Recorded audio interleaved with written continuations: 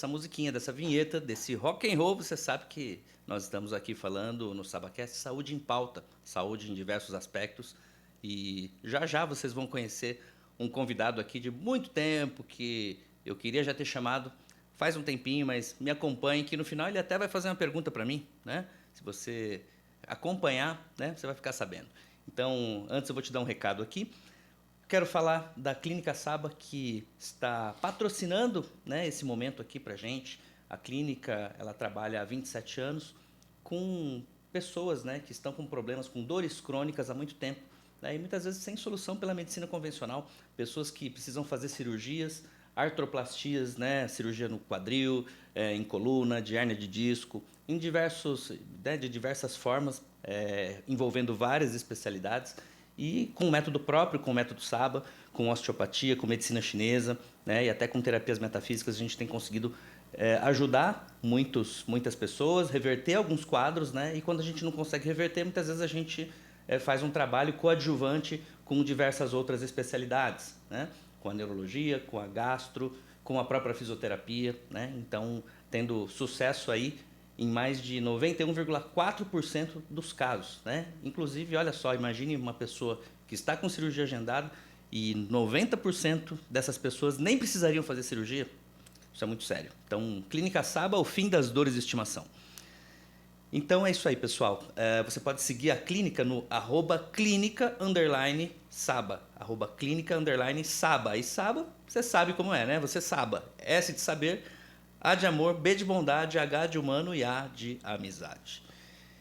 Agora eu quero receber, né, o querido Júlio Malosso. Júlio, se apresenta para nós, vai, por favor. Eu vou ficar rasgando cedo aqui, não é para isso não. Vamos lá. Bom, obrigado. Maior honra participar com você aqui. Obrigado pelo Eu que convite. agradeço, Júlio. E meu nome é Júlio Malosso, eu sou fotógrafo já há algum tempinho, há mais de 30 anos. Sou do segmento de publicidade e estou aqui para a gente falar um pouco que as imagens podem trazer grandes melhorias para a saúde também. Exatamente, né? A gente estava montando esse tema e você me colocou. Eu lembro do seu início, vou até já perguntar do seu início em fotografia, e você me lembrou disso, né? As imagens elas fazem muito parte do nosso mundo emocional, né? Inclusive tem autores que trabalham, né? Que trabalhavam com psicologia do inconsciente, com arquétipos, né? Como o Jung, muitos outros também, mas o Jung ele tem uma questão dos arquétipos, o Hipócrates também, pai da medicina, né, que dividiam em tipos, né, as pessoas têm diversos tipos, a humanidade é dividida em alguns tipos, e dependendo desses tipos, nós temos uma alimentação voltada para cada uma das pessoas, mas nas imagens, né, voltando aí para as imagens, elas compõem nosso mundo emocional, e tudo isso é saúde, né? Aqui eu tento sempre trazer, e tenho conseguido, trazer histórias inspiradoras para as pessoas que empreendem, para as pessoas da área da saúde, para os profissionais médicos, dentistas, fisioterapeutas e até para os empreendedores e executivos, ou até mesmo as pessoas que sejam CLT e que queiram empreender,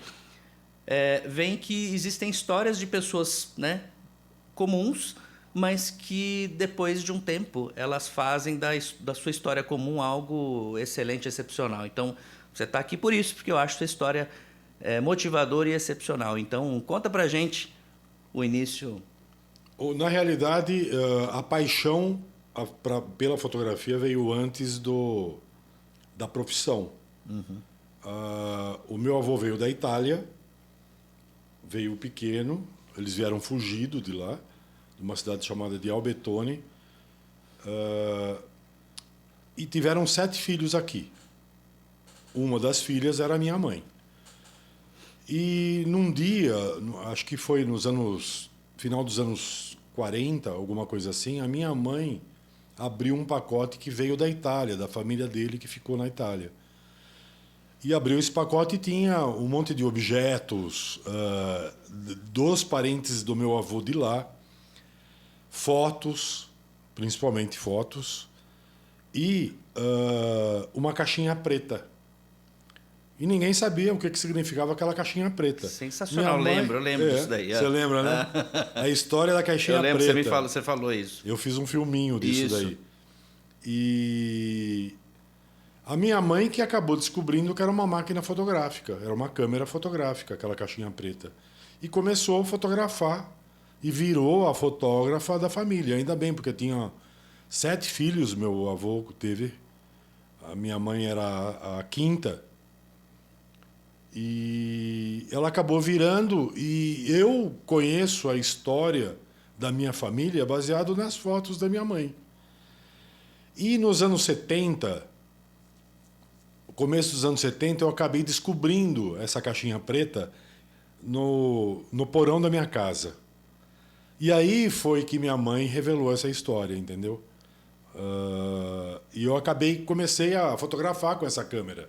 Achei filme para ela, era filme formato 120, era um filme grande, existia no mercado. E comecei a fotografar com ela e aprender um pouco com ela também. Mas eu fui virar fotógrafo de verdade, sempre tive essa paixão, fui trocando de câmeras, mas tudo nível amador, mas fui virar fotógrafo no começo dos anos 90, no início dos anos 90. E deve ter sido bastante estudo, porque é a primeira vez que eu fui no seu local de trabalho, no seu estúdio, vamos dizer assim, né? É o estúdio, né? É o estúdio. Você separa não só essa caixinha preta, como diversas outras fotos, diversos outros filmes. Câmeras antigas. Isso. Câmeras antigas. E você mostra, isso. Essa daqui é de tantos. Lembra quando a gente abria e a gente revelava, né? Os 30 a menos não vão entender o que a gente está falando aqui, né? Não. Quem é jovem há mais tempo já Só vai, quem né? se interessa, né, pela história da fotografia. Exatamente. E aí deve ter sido um estudo muito grande, né? De 70, 75, 80 até 90. Você foi olhando para aquilo, não foi só uma curiosidade, Sim. Quer dizer, é algo que te dava um certo... uma motivação, um barato, né? E aí você achou um barato aquilo e começou a estudar. E é impressionante as minúcias que você vai lá e explica pra gente, né? E na época, quando eu comecei, não existia escola de fotografia. Existia escola em São Paulo, Rio de Janeiro, mas era tudo muito caro. Então, estamos falando que aquelas imagens que proporcionam o bem à nossa saúde, eu estudava baseado em fotógrafos de renome, fotógrafos internacionais. Eu via uma foto deles e a partir daí eu tentava reproduzir uma parecida e descobria o que ele jogava de luz, qual era o tipo de cenário, qual é o tipo de filme, qual é o tipo de revelação que ele fazia. Foi assim que eu aprendi. Eu sou autodidata na realidade. Mas você falando sou autodidata, na realidade, não transparece a grandeza, porque eu conheço o Júlio. E quem está ouvindo a gente falar, parece que ele é fotógrafo de casamento, ou é fotógrafo de, sei lá, de fotos em família. Bom, primeiro, antes da gente falar isso, porque é interessantíssima essa história, e aí depois vem uma outra curiosidade que eu quero te perguntar, que aí vem de onde a gente se conheceu, e achei muito... Assim, cada passagem que depois eu conheci de você, achei muito interessante. Então, primeiro, o que é uma imagem que faz bem à saúde? Para você. Para mim?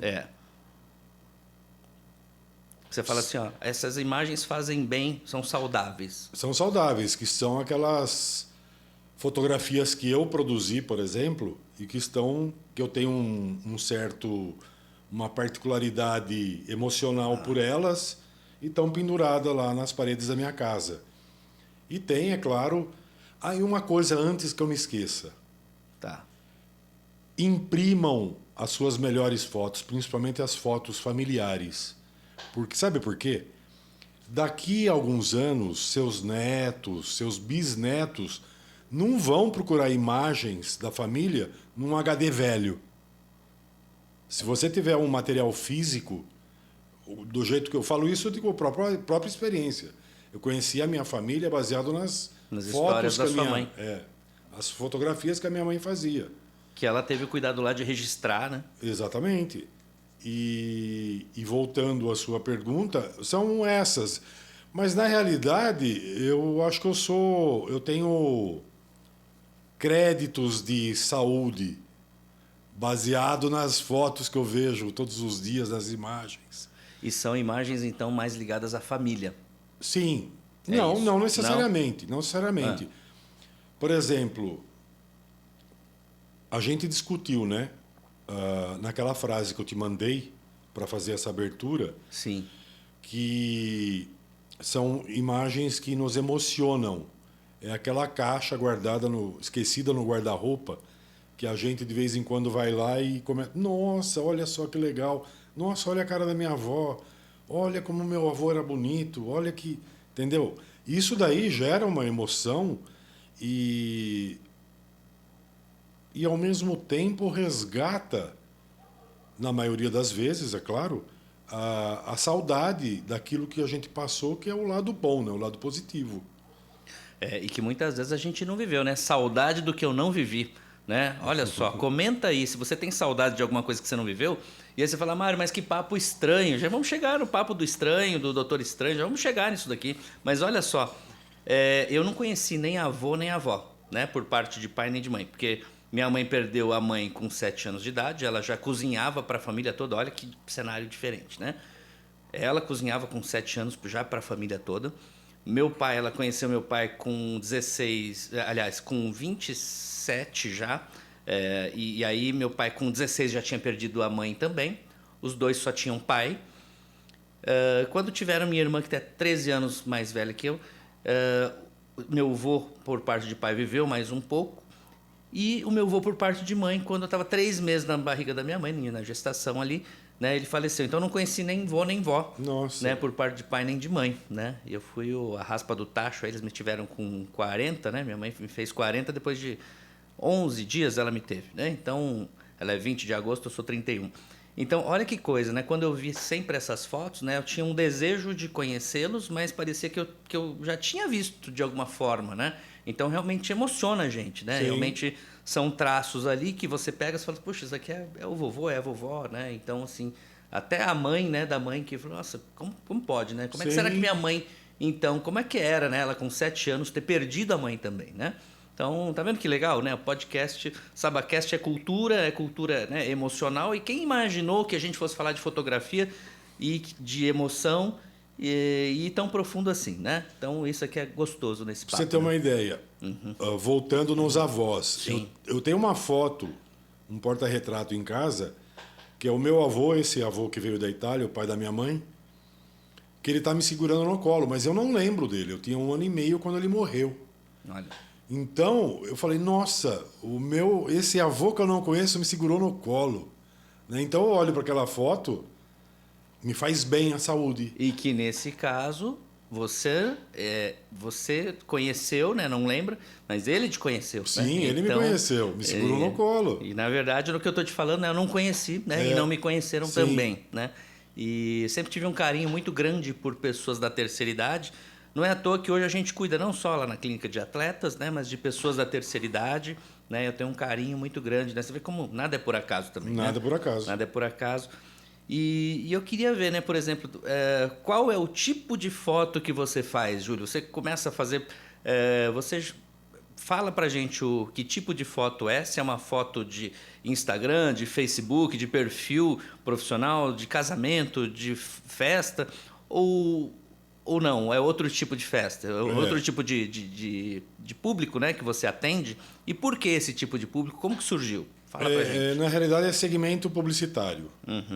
Normalmente, eu tenho vários colegas de profissão, amigos, inclusive, que são fotógrafos e faz de tudo. Faz reportagem social, que no caso casamento, faz foto publicitária, que é o meu caso, é o meu segmento, é publicitário. É relativo a você vender uma imagem. Uma marca, por exemplo. Uma marca, trabalhar uma marca. Olha. A marca do Saba, por exemplo. Boa. Então, vamos trabalhar a marca do Saba. É fotografia publicitária, entendeu? Então, eu tentei ser... No começo de carreira, eu tentei ser fotógrafo de reportagem social, que na época eram poucos e dava muita grana.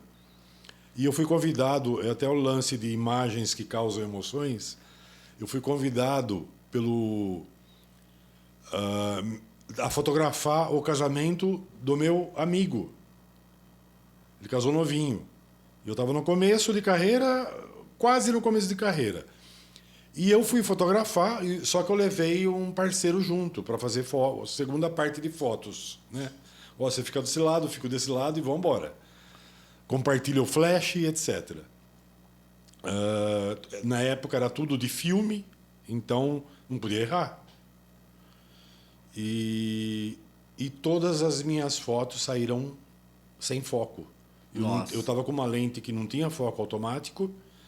E por que saiu sem foco? Porque eu me emocionava em ver as pessoas que estavam lá, que eu conhecia há muitos anos, e foi um casamento emocionante.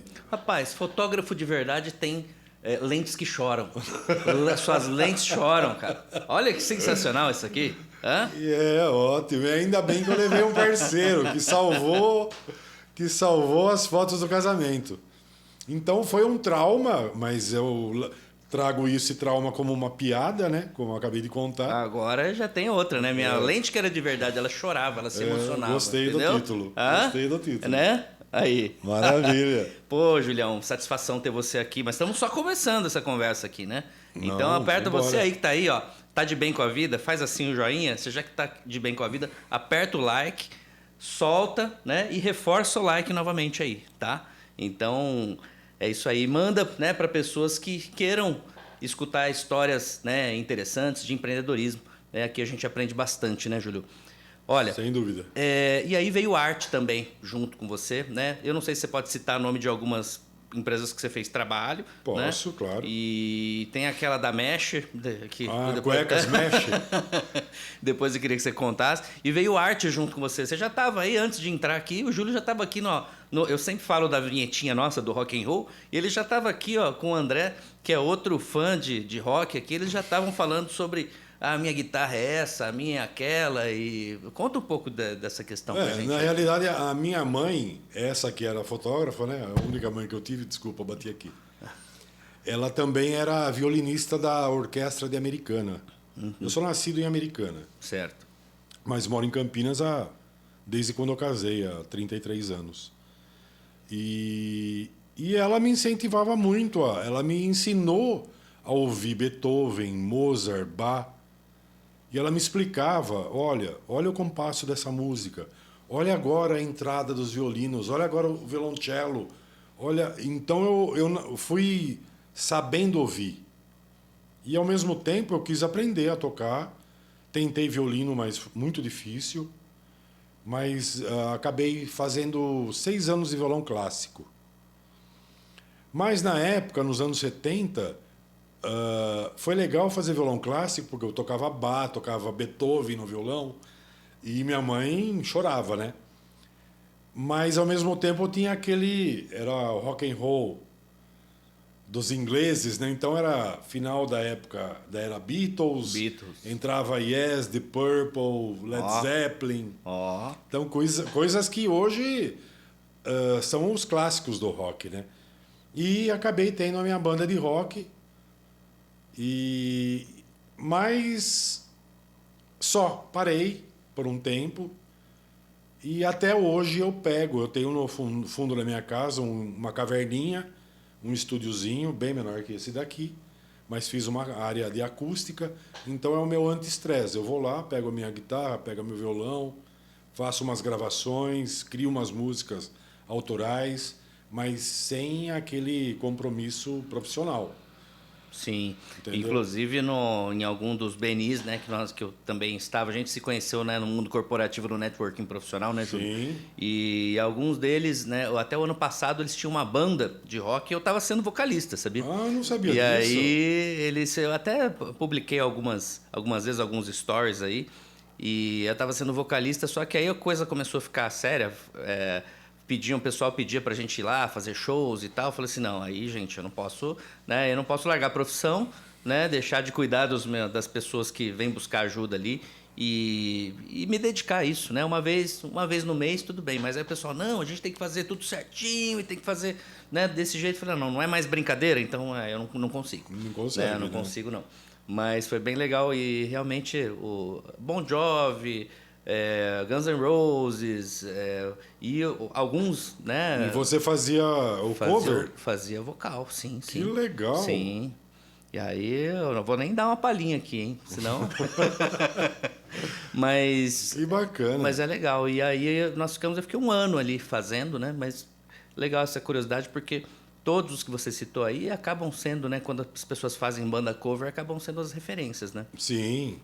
Pink Floyd, eu esqueci Pink Floyd, que eu sou... Tá sim. no meu topo Olha, de ranking, tá no número 1 ali. show de bola, né? E, Mário, também a música faz muito bem à saúde, não é? Sim, muito, muito, muito. Ela gera um sentimento que a gente não consegue, né? Uma energia que a gente não consegue decifrar, né? Mas ela entra nas nossas mentes, vai para o espírito. Principalmente quando a gente relembra, né? Porque desde do prazer da ocitocina ou da serotonina, né? Mas depende, né? Se a pessoa ela pode ter um sentimento mais retrô nisso ou até mesmo acordar e querer ouvir uma mensagem nova. E tem muitas vezes as pessoas acabam por escutar uma frase ou um pedaço da música, né? Se remetendo a alguma coisa que pode ser o gatilho do início, da intenção do dia, né? Que a pessoa faz. Então, ela às vezes acaba usando aquilo como propulsor, né? Como uma bomba propulsora ali e consegue se sintonizar para seguir o resto do dia, né? Ótimo. Então, isso aí é fantástico.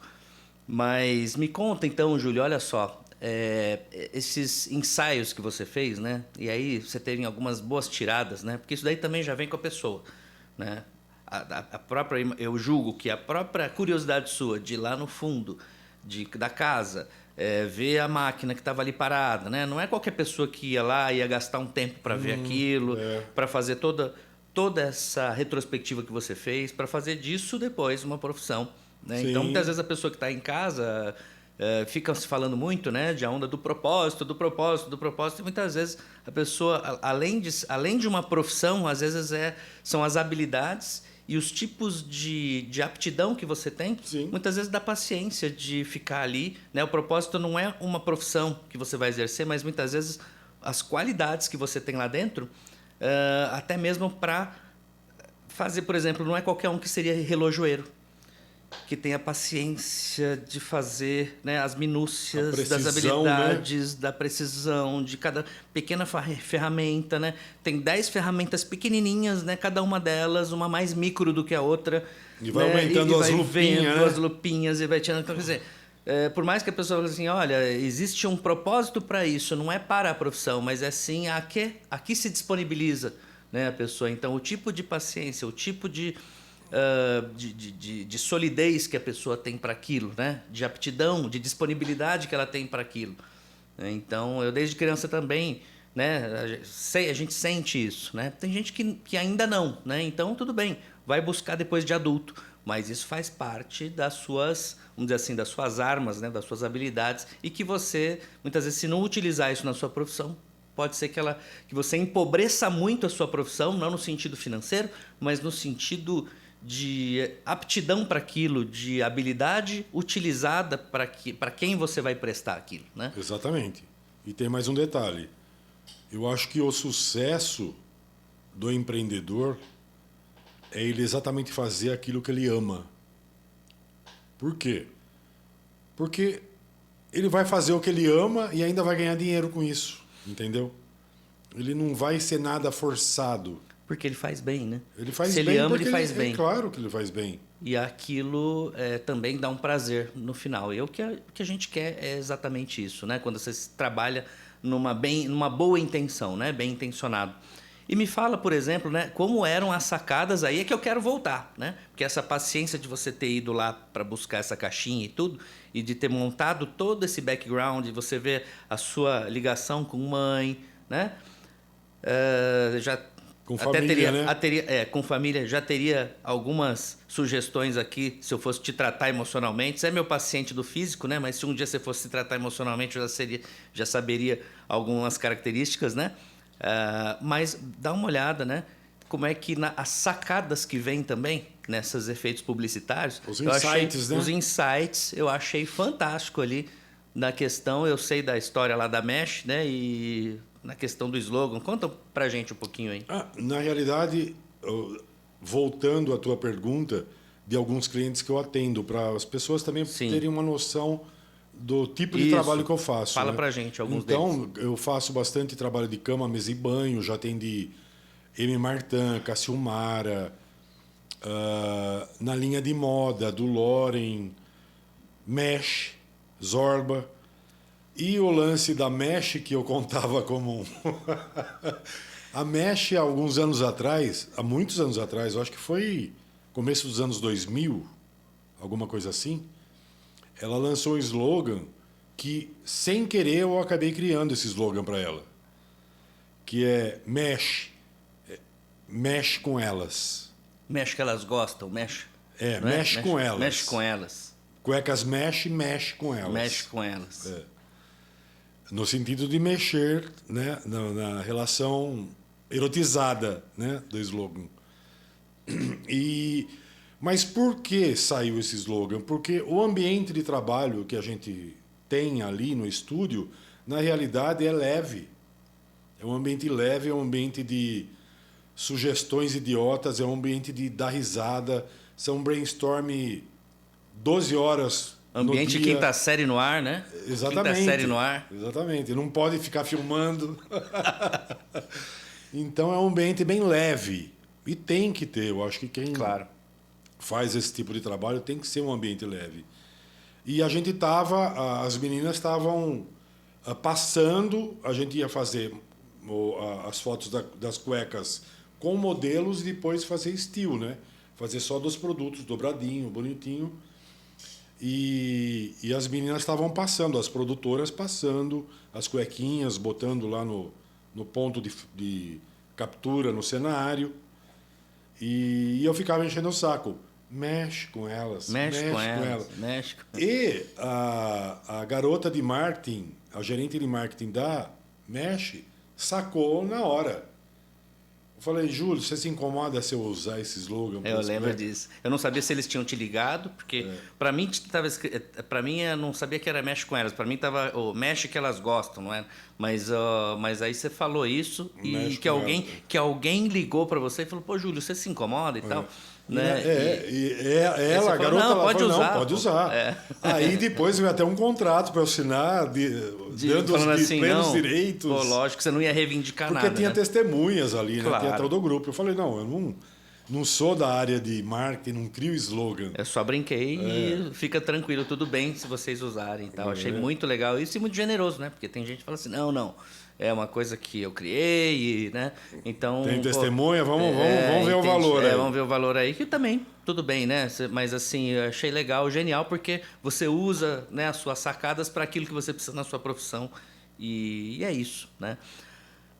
Julião, e aí depois, quando a gente se encontrou no ambiente empresarial, tinha cada uma das pessoas de networking, cada um dos empresários que faz a sua apresentação principal... Você um dia falou assim, não, cada um de vocês aí, eu acho que vocês são muito bons no que vocês fazem e cada um de vocês são super-heróis, né? Então tinha um cara que você fez com 8 braços lá. Pô, isso aí é um super-herói ou isso daí é aquele Dr. Octopus, né? Aquele cara... Octopus. Pô, cara... Aí, outro que foi o Brutus, né? Que você fez lá. O Brutus. Foi o Brutus, cara, né? Que você fez. Não foi nada de super-herói, não. Pô, Júlio, você ferrou o cara nisso, né? Ele falou, Mário, o seu eu vou caprichar, hein? Vai ser Harry Potter. Ele falou com essa voz. Cara, o seu vai ser Harry Potter. Não, vai ser Senhor dos Anéis. Não. Homem de Ferro, não. Eu falei, como Homem de Ferro, cara? Não. Aí você falou, não. Pô, tem um cara que faz você voltar no tempo... Mexe com dor física, emocional, mexe e pega, né? Trabalha com dores físicas, emocionais, faz o cara voltar no tempo. Porra, já sei. Aí você trouxe a foto lá. Doutor Estranho, né? Doutor Estranho. Foi uma montagem legal, né? Que você fez. Na realidade, eu pegava uma imagem, né? Sim. Qual foi a razão disso tudo? Eu recebi a responsabilidade de fazer a mídia social do grupo, né, do BNI. Então, eu cuidava da área de marketing, né? Que bom você falar isso, porque o pessoal acha que eu que inventei isso, né? Não, então... Vamos mostrar o autor agora. Beleza, ótimo. Com certeza, é o autor. E aí, eu tive essa ideia de, tá muito chulé, né? esse material de divulgação, já que eu estou no ar, vocês me dão liberdade? E me deram liberdade. Agora eu vou fazer. Aí, para cada apresentação, de acordo com o que o empreendedor trabalhava, eu tentava fazer algo ligado a personagens que todo mundo conhecia e, ao mesmo tempo, com pitada de humor, porque, Lógico. né, sem risada não tem graça, né? Com certeza. Então, mas eu acho que a melhor que eu fiz foi o Doutor Estranho. Porque, Pô, que legal. e você entrou no esquema, no script, e de corpo e alma. E a gente fazia um ensaio fotográfico, eu mostrava a foto e a gente tentava trabalhar exatamente pensando na edição do Photoshop para trocar o rosto, né? Para fazer exatamente do jeito que... Então, o Márcio, por exemplo, eu fiz ele interagindo com o Pateta. Lembra é verdade, disso? Que da corrida do Pateta, né? Ele vai falar disso pra gente semana que vem, viu? Ele que vem legal, aí. Que bacana. Grande Márcio. Ótimo. E aí o pessoal dá pra gente, né, ó, essas belezinhas aqui, né, ó, a gente ganha dos amigos aqui, ó, o Doutor Estranho, né, que eu ganhei aqui de uma amiga, né, ele muda de humor aqui, dependendo de como é que ele tá, e hoje ele vem ajudar a gente a fazer uma dinâmica aqui, sabia, Julião? Oba, vambora. Então vamos lá, dinâmica, depois você vai fazer uma pergunta pra mim, mas põe a mão aqui na caixa, ó, e dentro da caixa e vê, e retira alguma coisa aí, ó. Aí, ó. Peguei uma pirâmide. Pegou uma pirâmide aí, ó. Exatamente. A pirâmide, maravilha, ela tende aí, né? Ou a meditação, ou ao esoterismo, alguma coisa assim. O que te vem em mente aí, né? Nessa pirâmide, nessa parte de realmente de se revigorar, de crenças, né? De filosofias. O que vem para você aí? Bom, The Dark Side of the Moon. É o disco do Pink Floyd, que tem a pirâmide com os prismas. Rapaz, foi isso longe, me veio hein? na cara aqui, ó. Que legal isso. Mas muito além disso, a pirâmide tem uma representação energética fantástica, né? Sim. Para o ser humano. A história, né? Egito Antigo, as pirâmides de Egito. Uhum. Então ela tem... Para mim é uma situação energética muito, porque existe um ponto, né? Existem os lados, né? Tudo pro céu, vem do céu. Todo cálculo, né, energético. E como você aplica isso na sua vida? Tem alguma parte energética dessa que você aplica na sua vida ou que você precisou utilizar num certo momento da sua vida? Muita concentração, muita energia? Sim, eu acho que todo mundo passa por alguns momentos que precisa ter um pouco mais além do que a coragem, né? Então, algum especial que você destaca aí?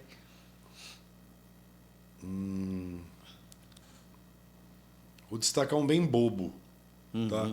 Mas foi a minha migração da fotografia. Estamos falando em profissões, claro, tá? Claro. Negócios. Sim. Mas que tem tudo a ver. Mas foi a minha migração da fotografia analógica para a digital. Então foi uma grande mudança que, para quem viveu durante 20 anos fotografando com filme, né? Sim. Passar para uma digital, de repente, muda toda a concepção e a insegurança acaba gerando coisas ruins, né? Dando insegurança para a equipe, dando insegurança para a família. E foi uma mudança muito grande. E que eu tocando na pirâmide me lembra, eu tenho a sensação de que eu consegui forças. Segurou bem o tranco, né? Porque exatamente. A Kodak não conseguiu, né? Não. Então haja visto o que aconteceu com ela e com outras empresas, né, ali da área, e que às vezes despontavam em um tipo de tecnologia, mas quando mudou a gente precisa realmente, né, fazer essa transição. E eu também sou um cara muito do desenvolvimento constante, eu não paro, né?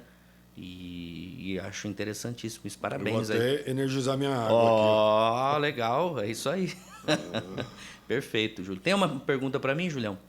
Eu tenho uma pergunta para você, mas eu queria comentar antes, porque senão o pessoal não vai entender. Boa. Eu fiz um tratamento com o Mário, eu estava com o meu tecnicamente eu não vou lembrar Fique à vontade. cientificamente, Fique à vontade. Não, mas fique à eu vontade. tinha o meu quadril um pouquinho torto e eu tinha dificuldade para levantar uma das pernas. E eu fiz um tratamento, acho que foi de 6 semanas, uma vez por semana. 6 sessões, 6 sessões. E na recepção, aguardando a minha vez de ser atendido, no primeiro dia que eu fui atendido, saiu de atendimento da sua sala um cara na cadeira de roda. Aí a segunda vez, esse cara de cadeira de roda estava na recepção e ele comentou, a gente começou a conversar, ele tinha o hobby de motociclista, sei. estradeiro, tinha uma Harley. Imagino, sei. Harley Davidson, então como eu também gosto dessa área, já tive Harley, a gente começou a ter bons papos. Mas eu imaginava, puta, coitado, numa cadeira de roda, né? Eu vou resumir. No final, ele saiu andando da sua sala. Na 6ª semana, ele saiu andando. Aí, eu nunca tive a oportunidade de perguntar para você, cara, que tipo de milagre você fez? Essa é a minha pergunta. Julião, eu não vou saber responder dele específico, mas a gente sempre tem como dar um passo juntos, sabe, lá na clínica. Ou um passo maior, quando as múltiplas especialidades de diversos especialistas, né, não funcionaram e a gente dá suporte. Muitas vezes o nosso trabalho é o coadjuvante. E muitas vezes a gente acaba substituindo o trabalho de 4, 5, 6 especialistas, não porque a gente quer, mas porque talvez esses especialistas numa mesma sala não cheguem à mesma conclusão que a gente, né? E, enfim, não é nada para me engrandecer, mas assim, poxa, que bom. Eu sinto a maior utilidade da minha vida, sabe? Quando acontece isso, né?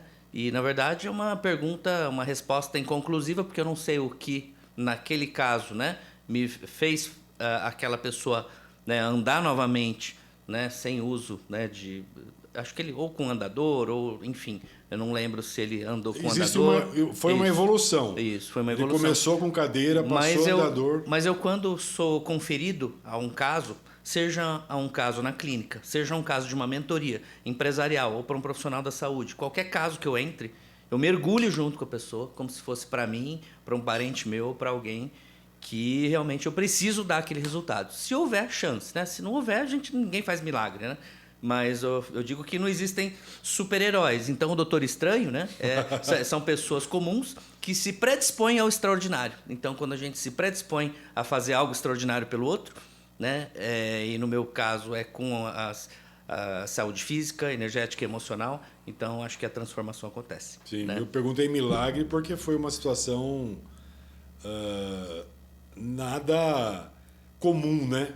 Sim, então foi bizarro mesmo. Eu fui ao extremo só para Exato. tentar equilibrar meu ponto de... Obrigado pela pergunta, meu amigo. Obrigado por você ter Imagina. vindo. E agora sim, às vezes a gente fala, você coloca no seu Instagram, na sua rede social, não é todo mundo, o algoritmo não mostra para todo mundo, né? Mas se você pudesse falar com as pessoas e mandar uma mensagem final para que um dia a pessoa fale assim, poxa, Júlio, eu vi você lá no SabaCast com o Mário Saba e, pô, lembrei disso daqui, isso aqui foi algo que serviu para mim. Que mensagem você deixaria aí para as pessoas ou para o empreendedor?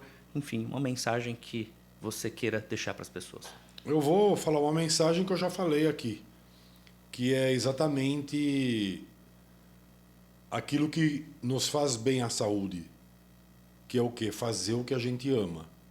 Então esse é o empreendedor de sucesso, sabe? Aquele que eu me sinto um dos caras que mais tem sucesso na vida, porque não que eu seja milionário, seja rico, que tenha um faturamento transcendente, mas sou feliz com a minha vida e com aquilo que eu faço, porque eu faço com amor e isso tudo é um espelho, né? Exatamente. Tudo é um espelho, né? Você joga essa energia positiva, você recebe essa energia positiva. Então o sucesso de um empreendedor é fazer aquilo que ele ama, nem se tiver que mudar de profissão. Perfeito, Júlio, obrigado. Deixa suas redes sociais, por favor. Sim, para as pessoas. É só procurar Júlio Malosso com 2 S's que entra em todas as @Júlio Malosso. Perfeito. E você também, né, acompanha aqui, se você quiser, né, seguir não só se inscrever aqui no canal, né, do DR Mário Saba Júnior, mas pode seguir a gente no DR_Mário Saba, né, nas redes sociais, tá bom? Então, um abraço e até o próximo SabaCast. Até mais. Tchau!